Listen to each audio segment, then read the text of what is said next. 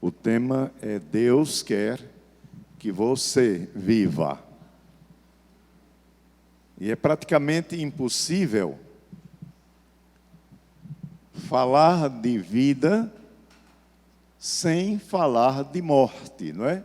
Porque a morte está ao redor todo o tempo. Há doenças por todos os lados. E a pergunta é, por que adoecemos e por que morremos?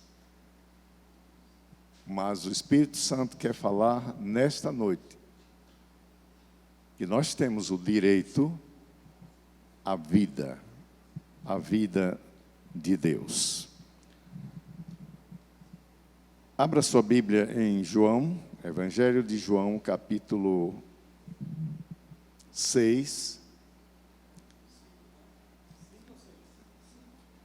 É o 6, aquele é um outro texto. Evangelho de João, desculpem.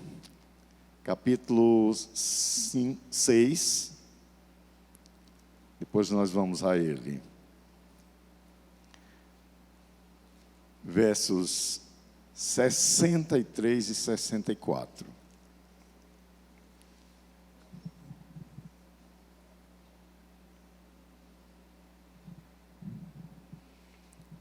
E o texto diz assim: o Espírito dá vida. A carne não produz nada que se aproveite. As palavras que eu lhes disse são espírito e vida.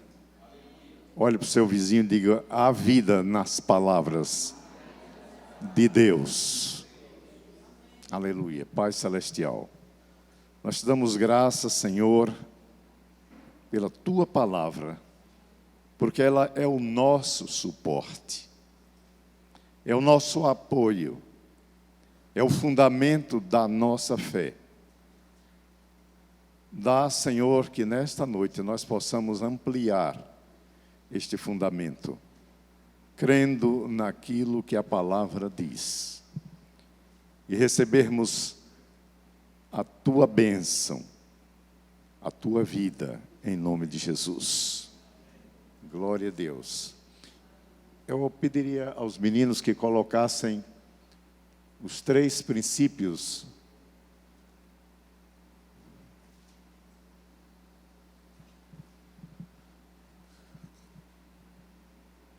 Existem 3 princípios básicos, princípios espirituais, que são fundamentais para a gente entender o que é a vida de Deus.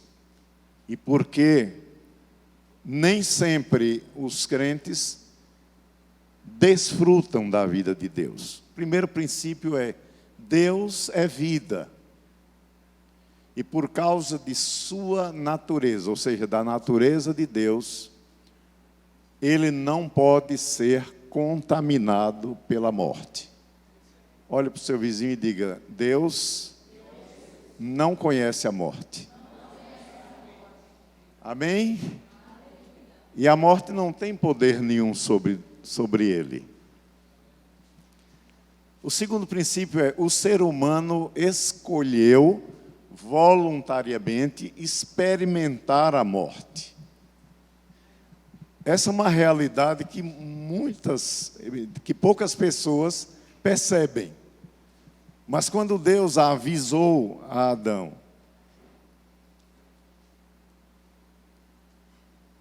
que ele não experimentasse da árvore da morte, ele estava dizendo, em outras palavras: eu não tenho nada com isso, mas eu não quero que você tenha algo com a morte. O texto original diz assim: não experimente dessa árvore, porque no dia em que experimenteis, morrendo morrereis. Sua tradução que você tem aí diz: certamente morrereis. Mas no original ele fala das 2 mortes, morrendo morrereis significa morte espiritual e a morte física. E o terceiro princípio é muito precioso para nós. A vida é provisão eterna de Deus para o homem. Antes mesmo da fundação do mundo, esta provisão, antes mesmo da fundação do mundo, ponto. Esta provisão continua valendo ainda hoje. Amém?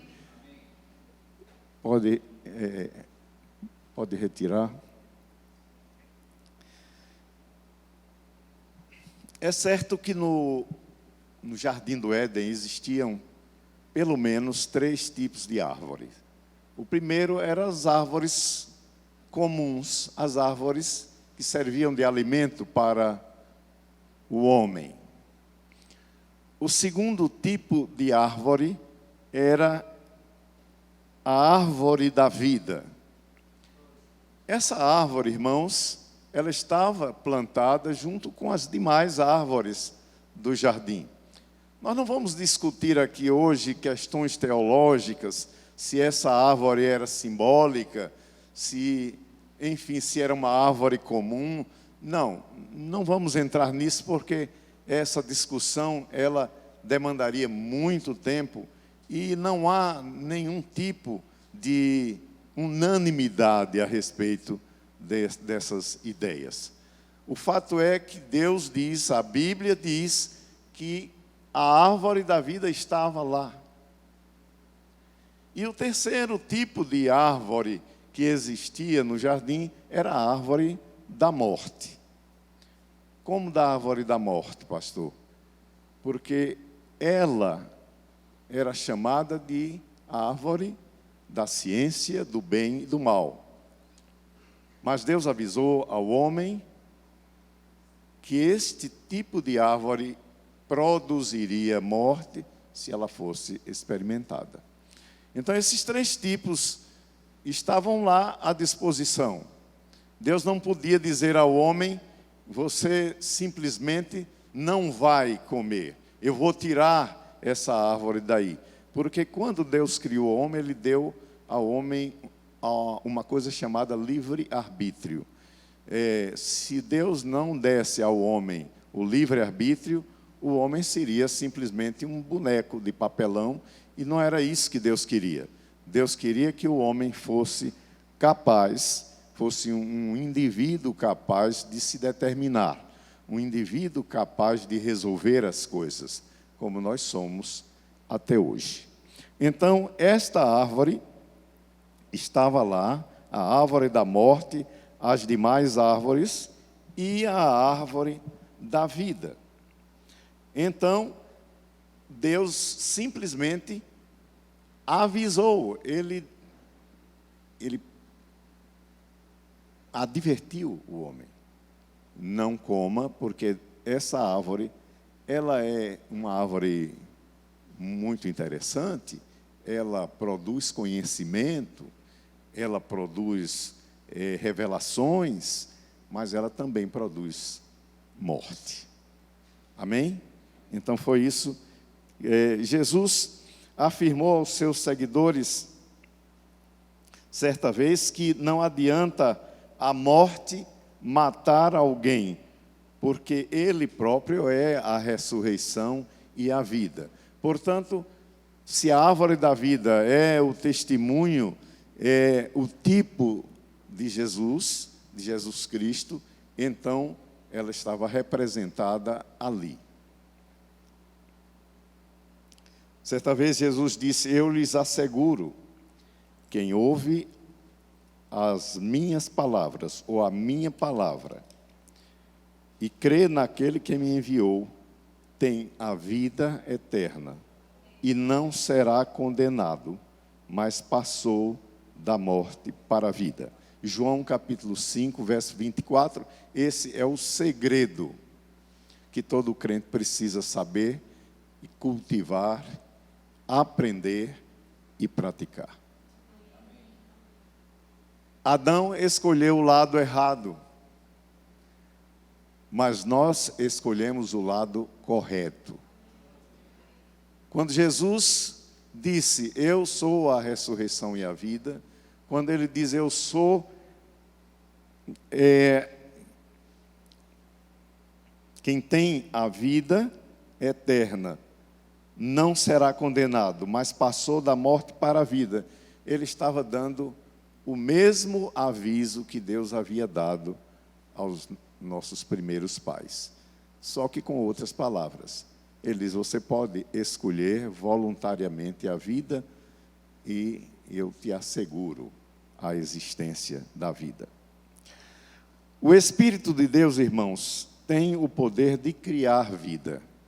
Em João capítulo 6, verso 63, a Bíblia diz que a carne para nada aproveita, mas as palavras ditas por Jesus são espírito e são vida. Mas Jesus disse alguma coisa bem interessante aqui. Alguns de vocês se recusam a crer. Então, há um problema com o crente, há um problema com o homem. O homem se recusa a crer, porque talvez a palavra parece muito simples, parece muito fácil. E quando há essa simplicidade, as pessoas geralmente acabam por desprezar a palavra, acabam por colocá-la num plano secundário, à procura de conhecimentos mais evoluídos, mais modernos. Mas essa palavra continua, meus queridos, válida nestes tempos atuais. Vamos refletir então sobre este assunto, porque Deus quer que você viva. E se as palavras de Deus, as palavras proferidas por Deus, fizerem efeito na sua vida, no seu espírito, na sua mente, não precisaremos enfrentar a morte.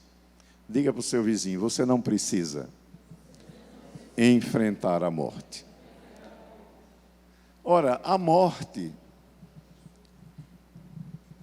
sobre a qual Deus advertia, era uma morte dupla, como já dissemos. Era a morte espiritual e a morte física.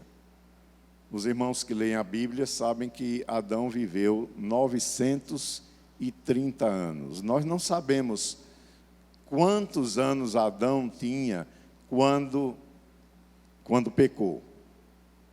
Mas, supondo que ele não tinha filhos ainda, não é? Vamos dizer que Adão tivesse menos de 100 anos. Portanto, foi com essa idade, aproximadamente, que ele morreu espiritualmente. Que ele deixou a companhia de Deus, ele deixou de andar com Deus, espiritualmente falando, porque a morte espiritual significa isto, significa separação de Deus. Deus não tinha condição, e nem o homem tinha mais condições de permanecer com a antiga comunhão, de abrigar a glória de Deus no seu espírito. Isso é morte espiritual, e isso é o maior prejuízo que o ser humano pode ter, porque é a morte espiritual que determina a morte física. Portanto, Adão, ele só morreu cerca de 800 e tantos anos depois, fisicamente, mas espiritualmente, ele não tinha mais comunhão com Deus. E isso é o que tornou Adão o pai de uma humanidade também afastada de Deus, privada da glória de Deus. Mas até o dia em que Adão pecou, ele não sabia o que era morte. A morte não existia. Nós sabemos que uma das causas da morte é a doença. Se ele não conhecia a morte, consequentemente, também não conhecia as enfermidades nem as doenças. Portanto, a humanidade até aquele dia era uma humanidade isenta de doenças e isenta de mortes. Conhecer o bem e o mal, porém, tinha as suas consequências. Esta árvore do conhecimento do bem e do mal fez com que o homem também ficasse vulnerável à morte,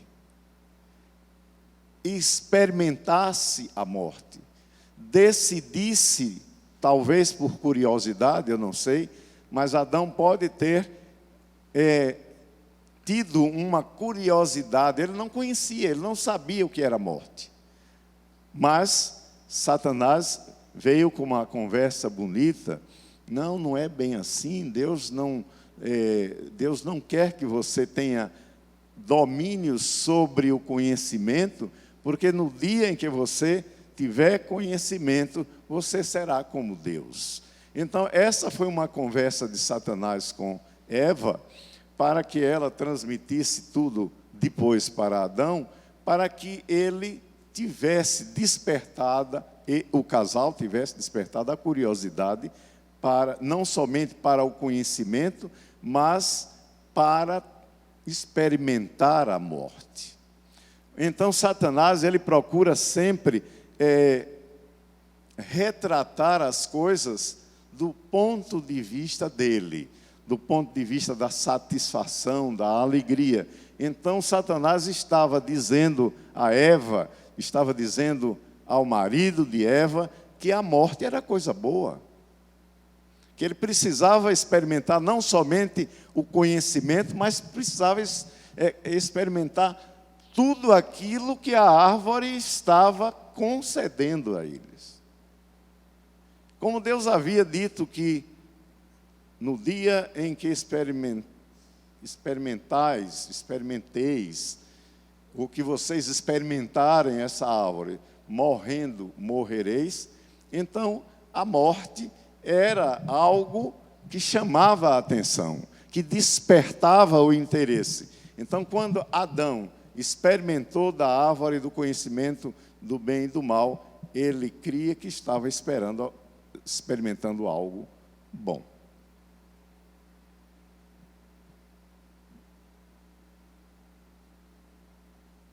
Ai de nós, né? Às vezes Satanás tem falado coisas à nossa mente que parecem boas, que parecem, a Bíblia diz que a árvore, ela despertava o interesse pela sua aparência, pela sua beleza. Então, falar em morte, olhando para aquelas imagens, era falar de coisa boa. Era falar de algo que despertava um interesse positivo. Os irmãos percebem como Satanás trabalha? É assim que ele trabalha até hoje. Não há muita diferença. Ele trabalha no sentido de iludir os nossos sentidos. Ele trabalha especificamente com os nossos sentidos. Ele não trabalha com o nosso espírito. Amém? Então é preciso ter muito cuidado com essa maneira de operar de Satanás. Tiago, o irmão do Senhor, escrevendo uma das epístolas mais polêmicas da Bíblia, lá no capítulo 1, dos versos 14 e 15, diz o seguinte, se você quiser, você pode abrir. Cada um, porém, é tentado pelo próprio mau desejo, sendo por este arrastado e seduzido. Então, esse desejo, sendo concebido, dá à luz o pecado. E o pecado, após se ter consumado, gera a morte. Esse texto de Tiago é muito revelador, irmãos. Nós poderíamos chamar esse processo de morte pelo pecado de gravidez da morte.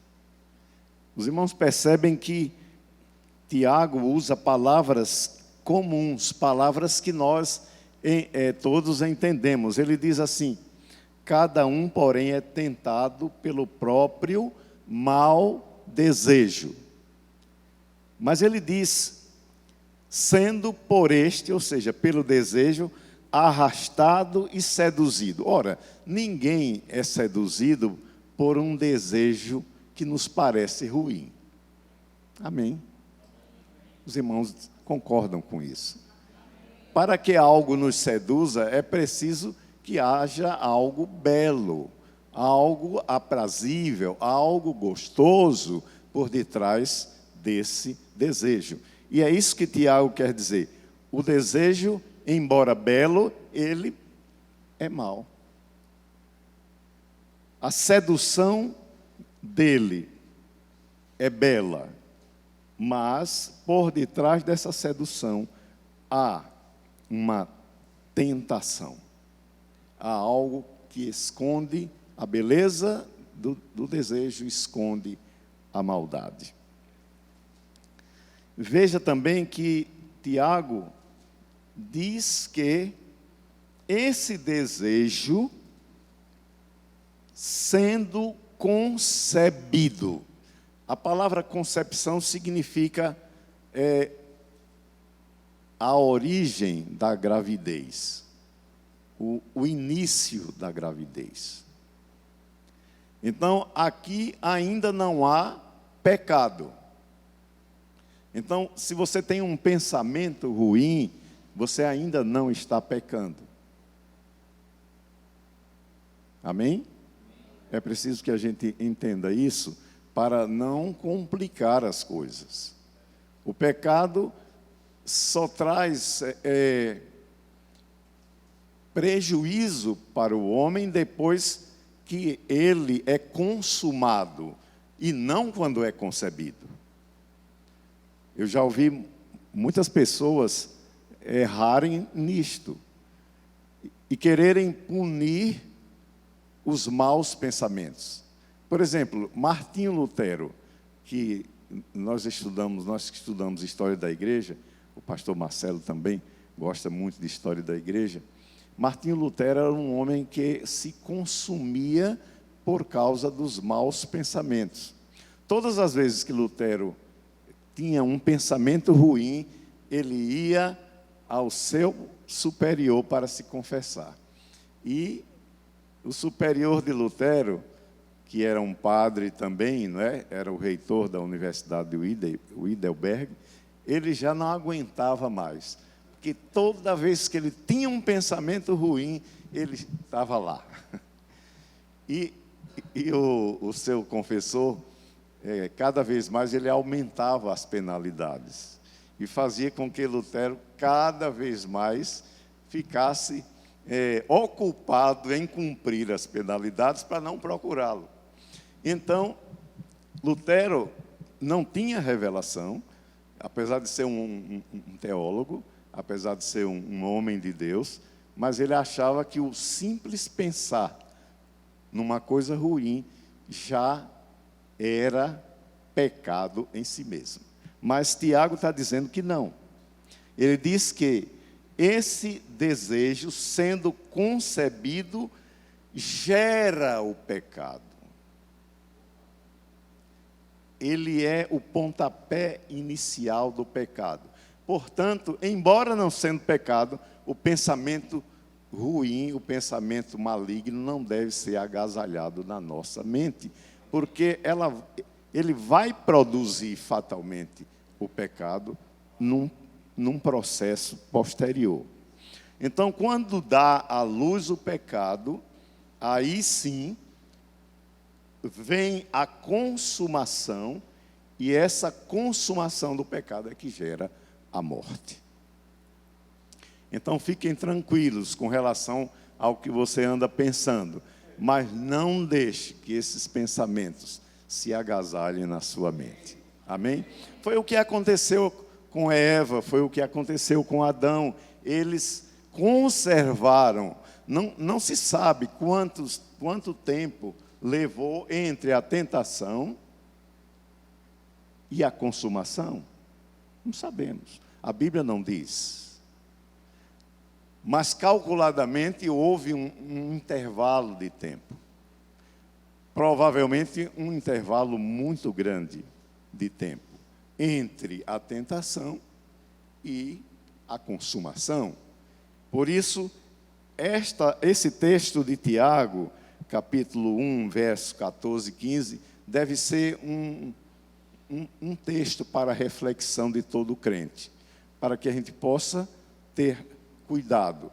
Esse texto aqui é, em outras palavras, a mesma coisa que Deus disse para Adão: se você continuar, você morre.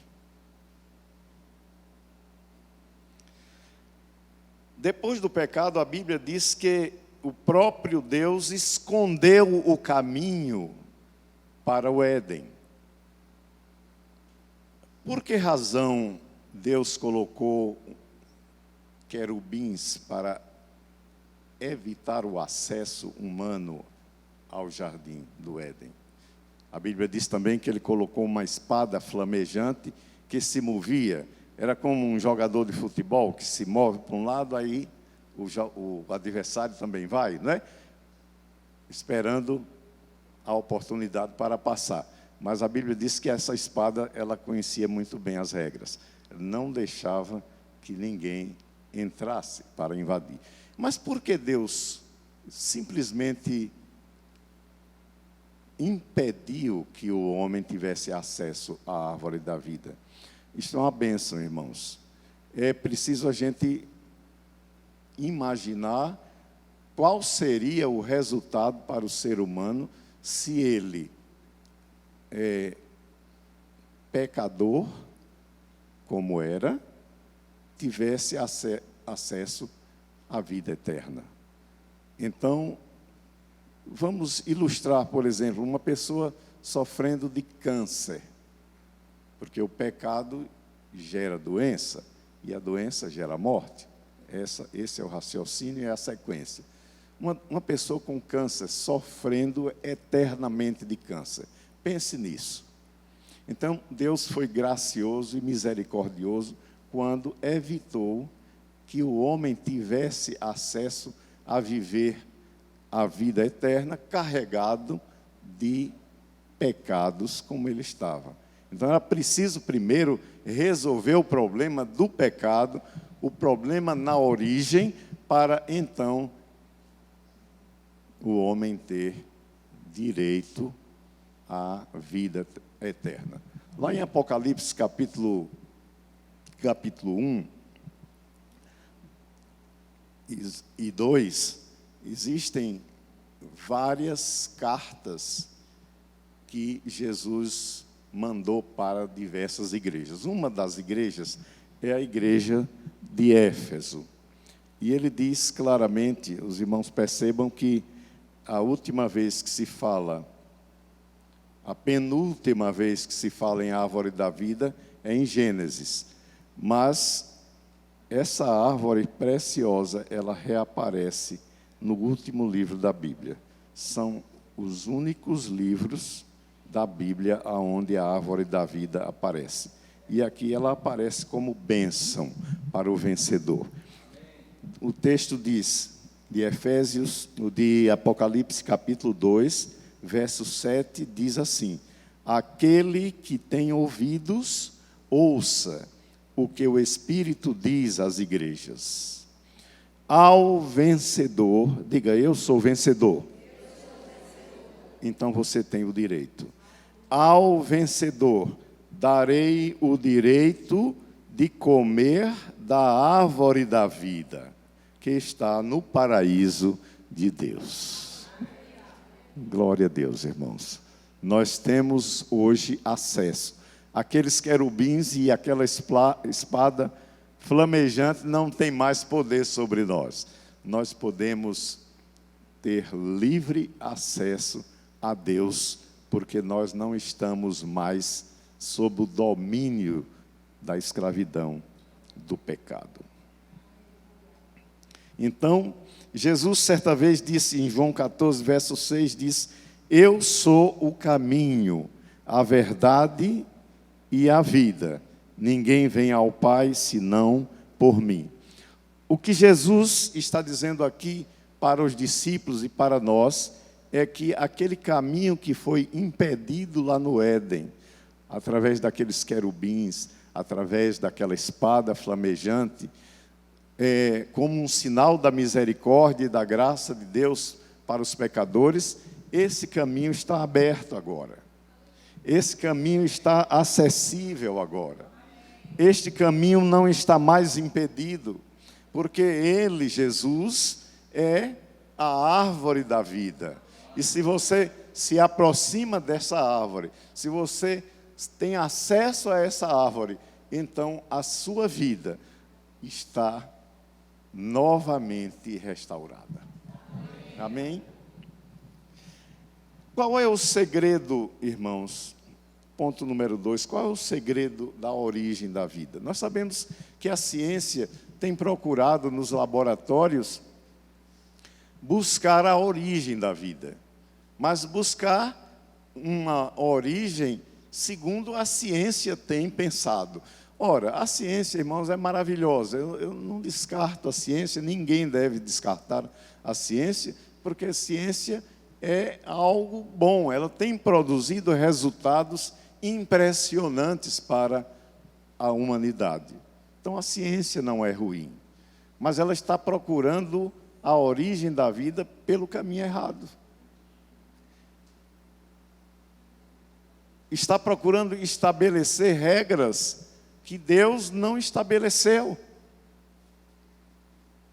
Está procurando estabelecer conceitos extremamente complicados, quando, na verdade, o caminho da vida não é complicado. A origem da vida não é complicada. Nós podemos ter acesso à vida do tipo de Deus simplesmente andando com Deus. Não sei se os irmãos se lembram, por exemplo, de um personagem bíblico chamado Enoque. A maioria sabe quem é Enoque, não é? E eu tenho uma boa notícia. Enoque não morreu. Amém?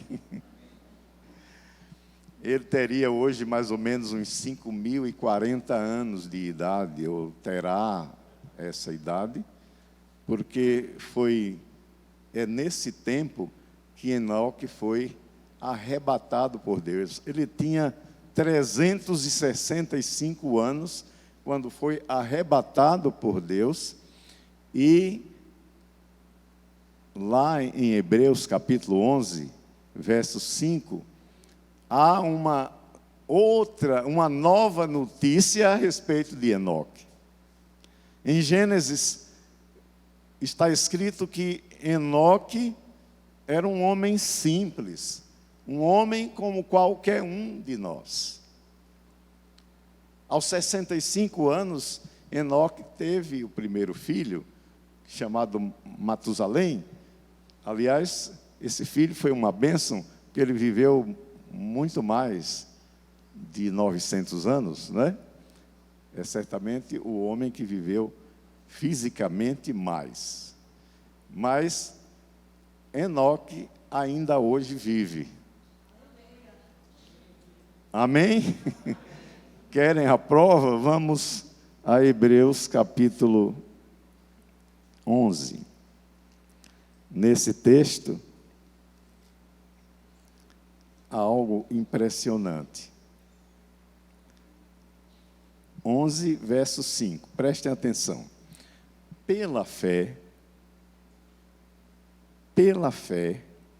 Enoque foi arrebatado, de modo que não experimentou a morte, e já não foi encontrado, porque Deus o havia arrebatado. Pois antes de ser arrebatado, recebeu testemunho de que tinha agradado a Deus. Então, irmãos, não adianta a ciência andar procurando a receita para a vida eterna nos laboratórios, porque esse homem não conhecia laboratório. Esse homem não conhecia, não tinha conhecimento dos processos científicos. A Bíblia diz que ele era um homem de fé. E, aliás, ele era um homem de fé porque ele tomou uma decisão de andar com Deus. E, às vezes, nós queremos primeiro ter fé para depois andar com Deus. E esse processo é o inverso. A gente apenas precisa crer que Deus existe, que é galardoador dos que o buscam, e andarmos com Ele. E o simples andar com Deus vai edificar a nossa fé. A Epístola aos Romanos diz que a fé é pelo ouvir. Mas ouvir o quê? Diga, ouvir Deus. Esse é o segredo. Não há dificuldade. Esta provisão de fé, ela vem em função de nós decidirmos andar com Deus. Simples assim. Então, se você não quer ter problema com a sua falta de fé, então comece hoje mesmo pelo princípio. Ou seja, ande com Deus. A outra bênção de andar com Deus é não experimentar a morte. Se a Bíblia me diz que há um homem vivo até hoje, porque andou e agradou a Deus, eu tenho razões para crer que qualquer um de nós que está nesta sala pode ter a mesma experiência. Amém, irmãos? Será que eu estou pregando alguma heresia aqui? Se é heresia, a Bíblia está errada.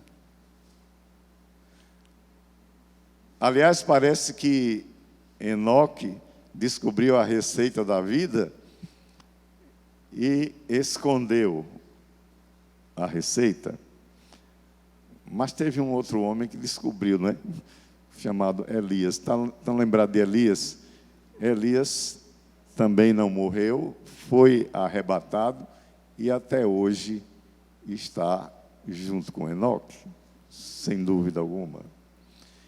Então, esses dois exemplos fundamentam aquilo que eu acabei de dizer. Qualquer crente, se decidir andar com Deus, ele terá o mesmo resultado.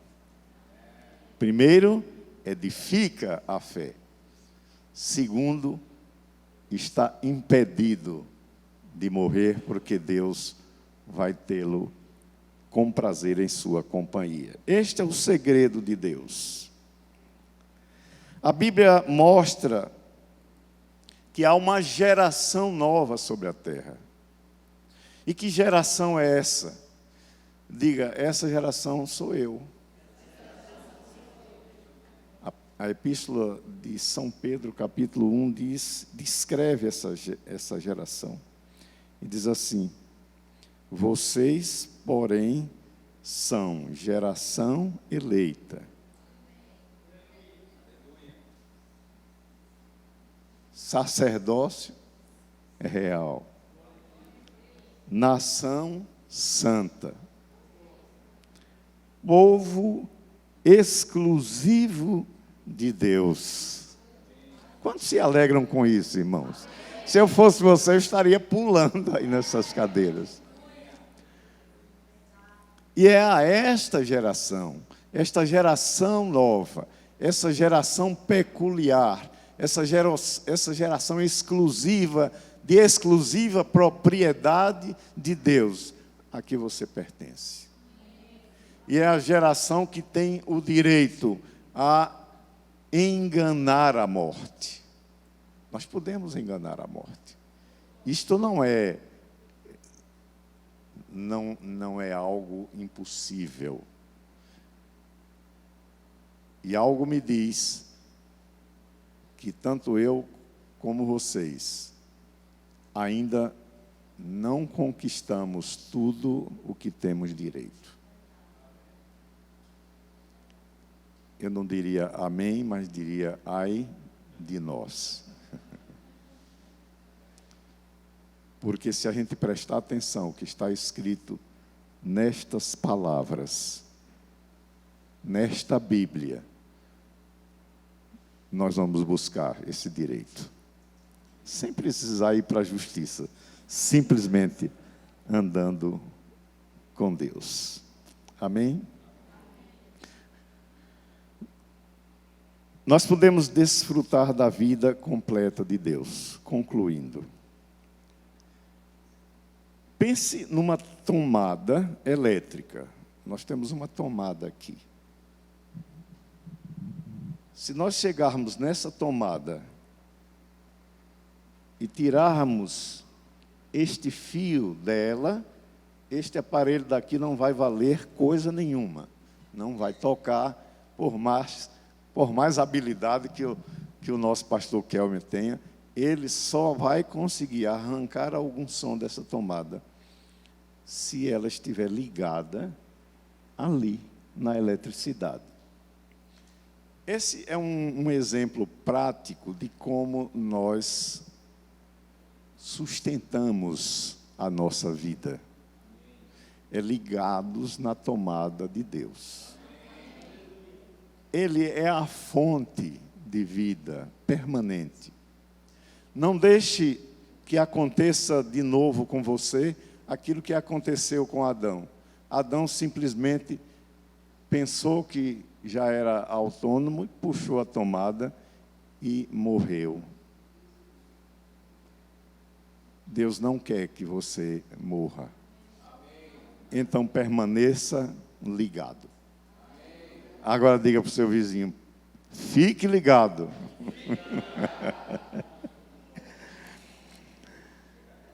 Olha, amados, parece brincadeira, mas a palavra de Deus diz em João capítulo 1, versos 11 e 12, que você recebeu dessa eletricidade santa. Amém? Vamos conferir?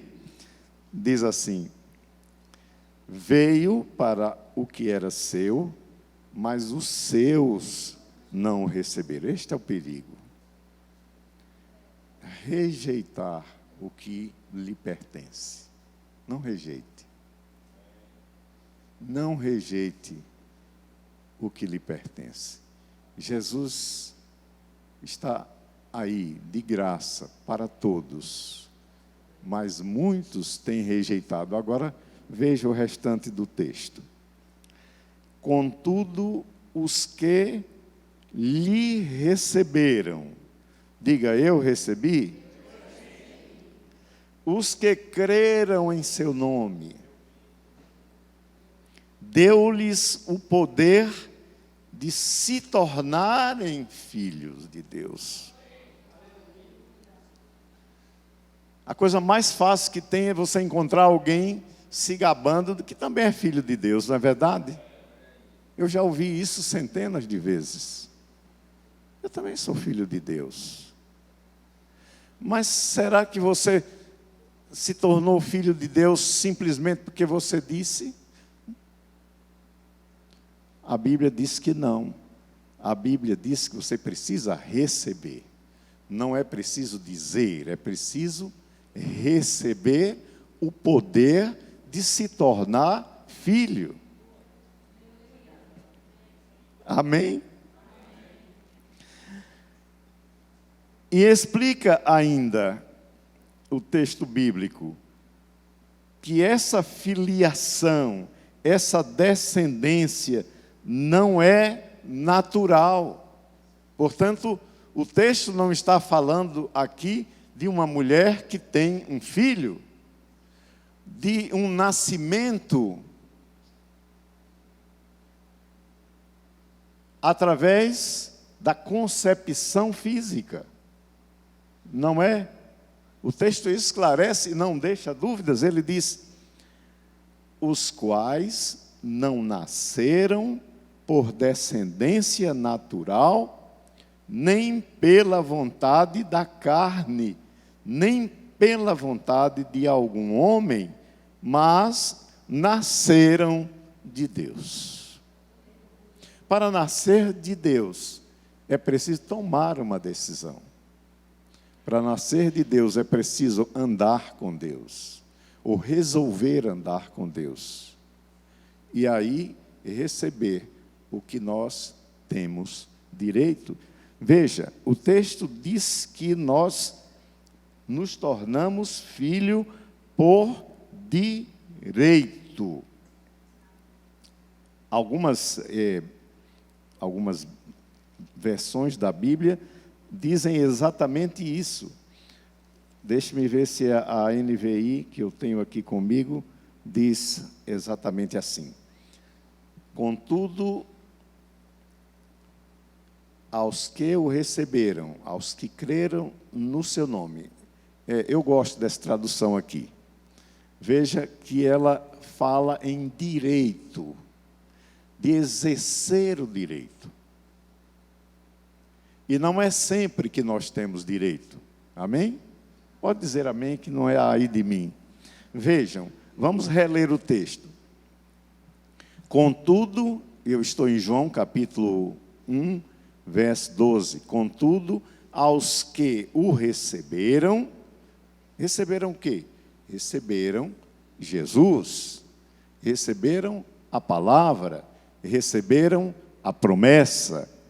Portanto, contudo, aos que o receberam, aos que creram em seu nome, deu-lhes o direito de se tornarem filhos de Deus.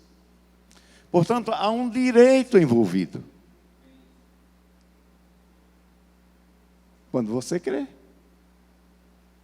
Quando você creu. Quando nós cremos, nós estamos... não precisa esperar. Quando cremos, o direito acontece. O direito nasce. Podemos exigi-lo.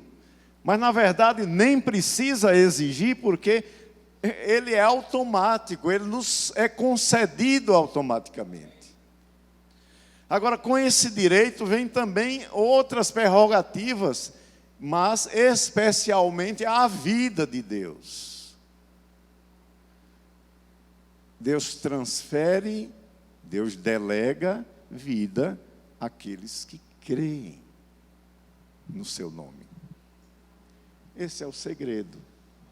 O segredo que Enoque descobriu, o segredo que Elias desfruta, e o segredo que qualquer um de nós podemos também desfrutar. Sejam, pois, abençoados na prática da palavra. E não abram mão da vida de Deus. Amém.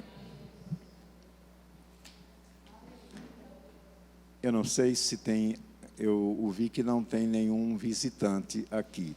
Mas mesmo assim eu gostaria de fazer esta pergunta. Se há alguém que não recebeu a vida de Deus ainda e deseja experimentar nesta noite, levante a sua mão e faça um sinal dizendo: eu quero aceitar Jesus como a árvore da vida, como o caminho livre para o meu acesso à presença de Deus. Tem alguém? Se não tem, são todos salvos.